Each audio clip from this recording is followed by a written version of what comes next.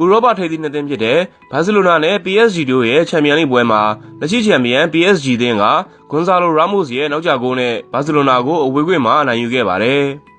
။အခုပွဲမှာချန်ပီယံလိ24ပွဲမြောက်ပါဝင်ကစားခဲ့တဲ့ဘာစီလိုနာကျယ်ပွင့်လမင်းယမောင်ဟာပြန်ပွဲသမိုင်းတစ်လျှောက်ပွဲအီအတွက်အများဆုံးကစားခဲ့တဲ့ဆက်ကျွတ်သက်ကစားသမားဖြစ်မှတ်တမ်းဝင်ခဲ့ပါတယ်။ PSG သင်းမှာဒမ်ဘီလီ၊ကာဗရက်စကီလီယာ၊ဒူဝေတို့အပါအဝင်အဓိကကစားသမားတွေမပါဝင်နိုင်ပေမဲ့လူငယ်လေးတွေကအကောင်းဆုံးကစားသွားနိုင်ခဲ့ပါတယ်။ပထမပိုင်း19မိနစ်မှာ Rashford ပပနက်ခင်းမိတာကို Ferran Torres ကပိတ်သွင်းခဲ့လို့ဘာစီလိုနာအဖွင့်ကိုရခဲ့ပါတယ်။ဘာစီလိုနာသင်းဟာပြိုင်ပွဲစုံမှာ45ပွဲဆက်တိုက်ဂိုးသွင်းနိုင်ခဲ့တဲ့အတွက်1942နိုဝင်ဘာလကနေ1944ဖေဖော်ဝါရီလတွင်တည်ရှိခဲ့တဲ့ကလပ်စံချိန်တင်44ပွဲဆက်ဂိုးသွင်းတဲ့မှတ်တမ်းကိုချိုးဖျက်ပြီးတော့စံချိန်သစ်တင်နိုင်ခဲ့ပါပြီ။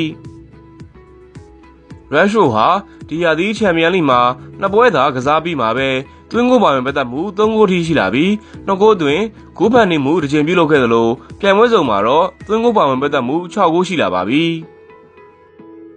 38မိနစ်မှာနူနိုမန်ဒက်စ်ပေးတာကနေအသက်19နှစ်သာရှိသေးတဲ့လူငယ်တိုက်စစ်ကစားသမားမာယူလူကခြေပါကိုသွင်းခဲ့ပါတယ်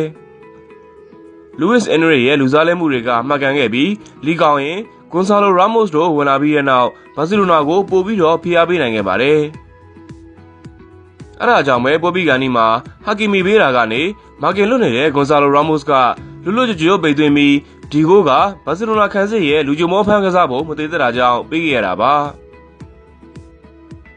ဘာစီလိုနာသင်းဟာချန်ပီယံလိနောက်ဆုံး52ပွဲမှာအဖွင့်ဂိုးသွင်းပြီးမှရှုံးပွဲလုပ်ခဲ့တာက3ချိန်သာရှိပြီးအန်အားသင်းစရာကောင်းတာကအဲ့ဒီ3ချိန်စလုံးအိမ်ဝင်းမှာ PSG ကိုရှုံးနေခဲ့တာဖြစ်ပါတယ်။